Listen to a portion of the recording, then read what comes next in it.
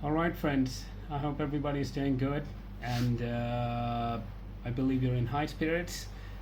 My last video, like I planned that in the next installment of that series that I've just come up with for youth specifically, is that I had to talk about the books, and this is what I'm going to do today. I got a lot of comments in the last video, a few phone calls, of course, from friends who appreciated me as well, and who pointed out that I need to make some changes because this is the first time I'm doing something. So whenever you're doing something for the first time, you keep on learning, and if you haven't failed, you actually haven't done it right. So today we're going to talk about how important the books are for us. How important a part do they play in our life? How exactly do they lift us? So before I go in any detail, I just want to tell you one thing. We do a lot of physical exercises to keep ourselves fit. All right, we go to gyms, we go to sports arenas, we go to gardens and just cardios, running and taking a walk. Why do we do that? We do that because we actually want to keep ourselves physically fit. That's it. So now let's talk about the professional athletes. See, let's take the example of a footballer, say Ronaldo.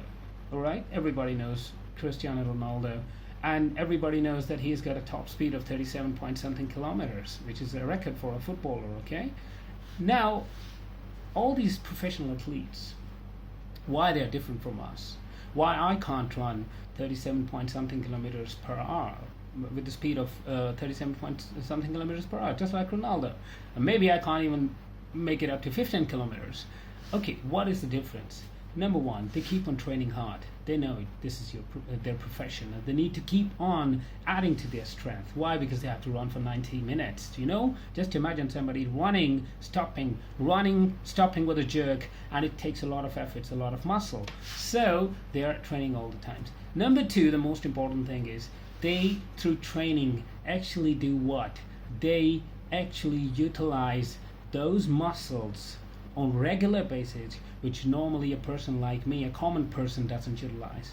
It takes a lot of effort to keep on running for 90 minutes. It takes a lot of effort to keep on playing tennis for almost 3 hours. It takes a lot of effort to keep on batting for almost the whole day in a test match. It takes a lot of effort to, keep on punching your opponent if it is UFC or it's boxing or any of the sports. So we consider them superhuman being. Why? Because they have acquired some different abilities and capabilities, and the difference is they keep on trying, and actually what they do is they are using normally those muscles which a person like me will not regularly use.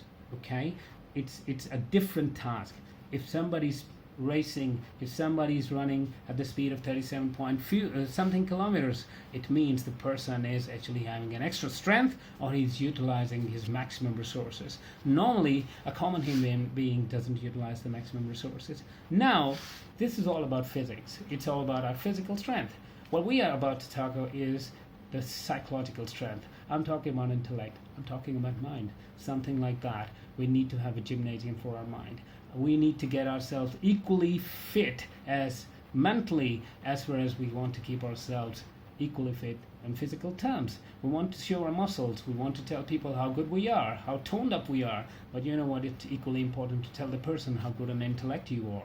And for that, the only gymnasium that we have, there are so many other ways. You can just go and find reports who might tell you that if you play games, if you play video games either, and other games, all right, maybe checkers, you can play chess, they sharpen our mind. Yes, they do. But you know what? To a certain limit. They can get us tactically better, but not in our imagination. And in order to achieve a mind, an intellect that basically is good creative, and actually it goes beyond the precedent levels, actually we need to have a gymnasium. And gentlemen and ladies, of course, we call it a library, which is filled with wonderful books. The one like I have, because I'm reading Susan Sheldon nowadays, right? So the gymnasium for mental strength is libraries. It's very important. Just like an athlete who actually activates those muscles which normally a common human being won't, a reader actually activates those intellectual sections of brain or mind which normally a common person won't. So it's very important.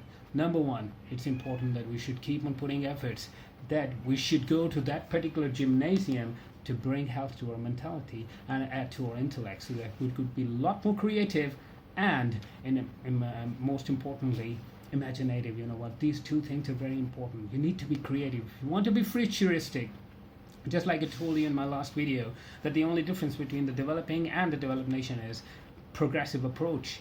And how do we get progressive?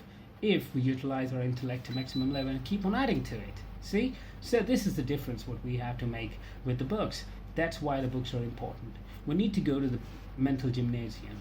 The first thing established is books. The library is your mental gymnasium, and to stand out from the common people, from others, it's important that you should train yourself hard. Now, how exactly can we get habitual about book reading? It's apparently a big task, a big ask in fact. But tell you what, as far as I'm concerned, I started out with reading a line a day, I can remember. Then jumping to a paragraph a day. You know what, sometimes I would just complete a book hardly of 100 pages within a year. Yes, it happened to me. Now I read approximately 80 pages on average. Sometimes I'm reading more than 120, the other times I'm reading 60, but yes, I'll dedicate at least an hour or so. And most of the times, at least a couple of hours per day reading. See? Now it took effort. It takes effort. Gradually you improve yourself. And gradually, like you physically, when you're going to gymnasium, you can't lift 100 kgs on the first day. You will start off with hardly a couple of kgs, see? And gradually you improve yourself. Why? Because your muscles are now responding and getting stronger. Same is the case with book reading. Same is the case with mental gymnasium. Same is the case with mental exercise. You gradually improve yourself. You know what? Book reading is considered to be one of the most effective stress relieving source. It has an effective range of 60% as compared to any other source. And the second one is, of course, music, right? So the first one is actually the book reading.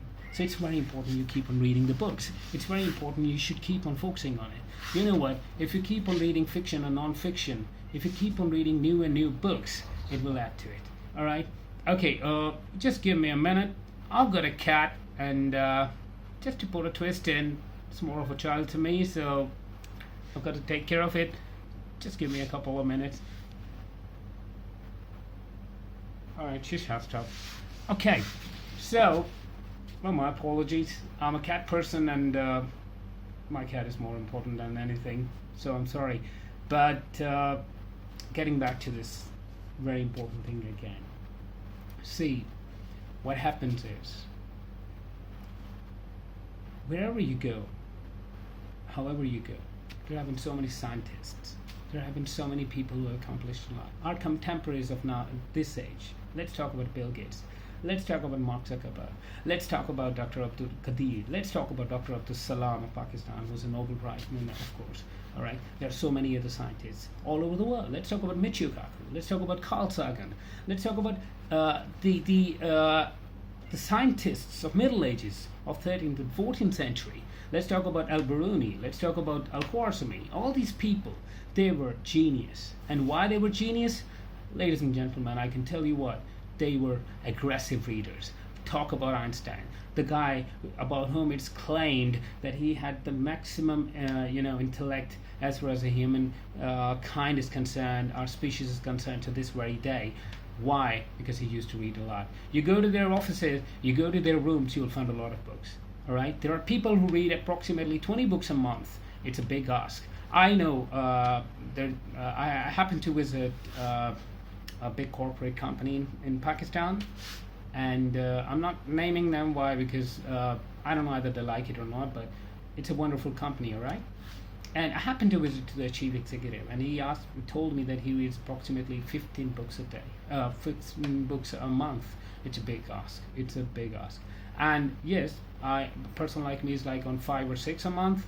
I'm improving it. I'm learning. Like I told you, that I have to add to my effort and capability. So, ladies and gentlemen, I'll be concluding this video with this: that you start reading. And how do you start reading? You choose the book you like. You choose the book you like. And you read a line a day. But the most important thing is dedicate a time. a time when you believe that you'll be free, a time when nobody should disturb you, when everybody should know that you're in your library or anywhere you like to study and you're reading and nobody should disturb you. Keep your phones away from you. Keep everything. And I prefer that you go for hardcover. I've been reading books on my iPad. I've been reading ebooks, and it's a wonderful source. You don't have to spend a lot of money sometimes. But tell you what, the enjoyment, the way, the impact that a hardcover book has, ebook cannot have. So maybe in future we'll be left with ebooks only, but as far as we have hardcover books, let's go with them. So just start reading it. You will start feeling things change around you. You'll start feeling physically, you getting physically upgraded, mentally upgraded. When you're speaking to people, I'm a teacher myself. Sometimes when I'm teaching in the class, even I realize later, looking at the whiteboard, did I write that? Really, I did write that. Why? Because even I don't know where the ideas are coming from. I know what my subconscious has actually accumulated, which when I give it a chance, give it a go, I get an expression even my conscious doesn't believe that I wrote it. There are statements, there are so many things, even if I'm teaching a course, say, for organizational behavior. So there might be many things. When I look at the board at the end of the class, after the session, sometimes I get shocked. Did I? And even at instances, I did ask my student, "Are you sure I wrote this?" And they started laughing. "Sure, you did, sir. We had a discussion about it for almost 5 minutes." That's the amazing part, and I feel accomplished. That yes, the investment that I'm making in myself for the betterment of my students, that's paying right now. So just start doing it.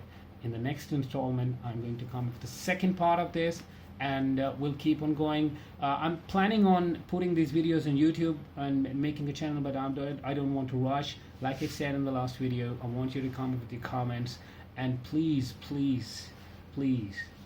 start reading. That's very important. So thank you very much. It's enough for the day. It's Hanan Iftekhar from Pakistan signing out. Have a good day ahead.